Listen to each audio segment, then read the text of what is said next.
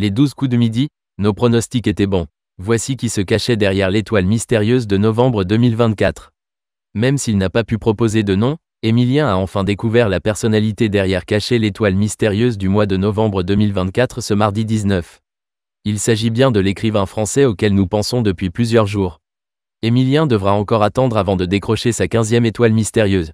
Mais la patience est une vertu que possède le champion vendéen, maître de midi depuis plus d'1 an. L'étudiant en histoire continue d'impressionner mon monde à chaque pause déjeuner, faisant gonfler sa cagnotte qui atteignait les 1 682 151 € au 18 novembre 2024. Le premier dithyrambique au sujet de son parcours, Jean-Luc Reichmann lui-même, l'animateur ne tarissant pas d'éloges sur son protégé dès qu'il en a l'occasion. Emilien frustré dans sa quête de sa 15e étoile mystérieuse. Intouchable pour ses adversaires, le petit ami de Jessica se révèle plus vulnérable au moment de réaliser un coup de maître. Un sans faute lors de cette ultime manche lui confère la possibilité de proposer le nom de la célébrité qu'il voit derrière l'étoile mystérieuse. Mais celle-ci se refuse à lui, malgré les indices glanés au fil de ses victoires. Ce mardi 19 novembre, les dernières cases bleues de la fresque géante se sont toutes envolées, laissant apparaître le portrait de Victor Hugo.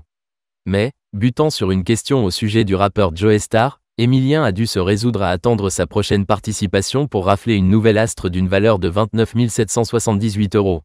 Derrière l'étoile mystérieuse de novembre 2024 se cachait un célèbre écrivain français. Emilien était en tout cas le premier surpris lorsque le visage de l'auteur des Misérables a été révélé. Pourtant, et comme annoncé par notre rédaction, tout reliait les indices à l'un des écrivains les plus connus de l'histoire de la littérature française. L'île de Sercq en fond de toile l'a captivé lors de son exil après que Napoléon III ait pris le pouvoir. C'est également lui qui a popularisé le mot « pieuvre » dans Les Travailleurs de la mer, alors que la gargouille, tout comme la fleur de lys, font référence à l'un de ses romans Notre-Dame de Paris. L'ardoise avec plusieurs symboles mathématiques ainsi que les pinceaux rappellent ses appétences pour ces deux matières. Enfin, Victor Hugo a souvent été photographié avec son célèbre chapeau comme couvre-chef. Mais le temps de la réflexion est terminé pour le jeune champion, qui n'a plus qu'à effectuer un coup de maître pour atteindre un nouveau record.